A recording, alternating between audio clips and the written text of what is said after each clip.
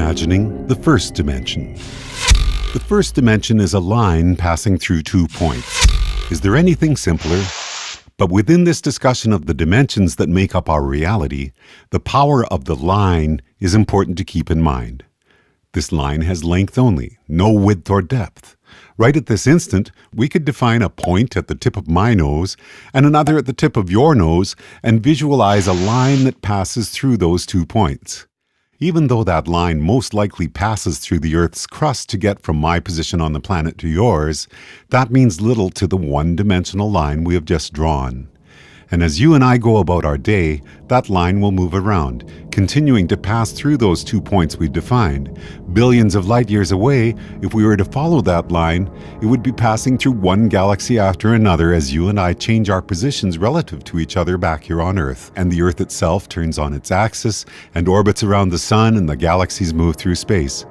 But ultimately, at any one instant, we are still just talking about a simple one-dimensional line. So no matter what dimensions we're thinking about, there will always be a point that we can define that represents the entirety of a dimension in a certain state, and a second point representing that dimension in a different state, and there can be a one-dimensional line that passes through those 2 points.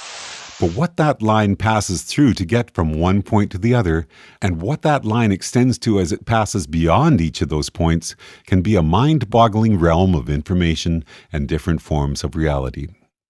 That's the simple power of the line. Traveling from one point to another is a way of thinking about time for any dimension, since time is a way of describing change from state to state. While we, as creatures made out of 3D atoms and molecules, perceive the line that gets us from one state to another as being in the fourth dimension, that concept works equally well for any dimension, which is why with this project we say that time, for an imaginary two-dimensional creature, would be one of the 2 possible directions in the third dimension, and so on.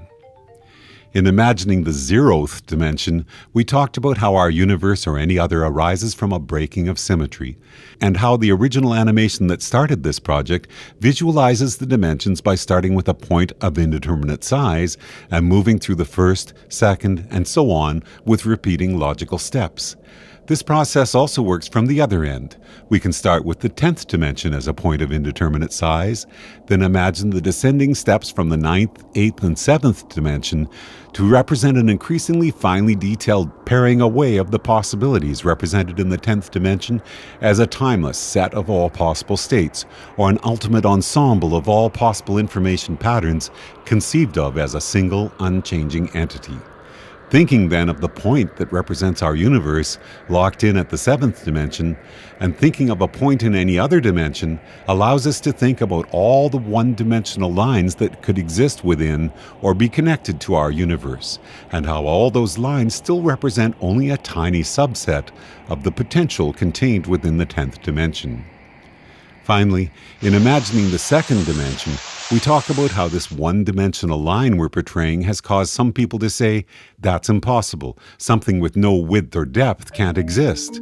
If you're one of those people, this will be a good next entry for you to watch. Till then, enjoy the journey.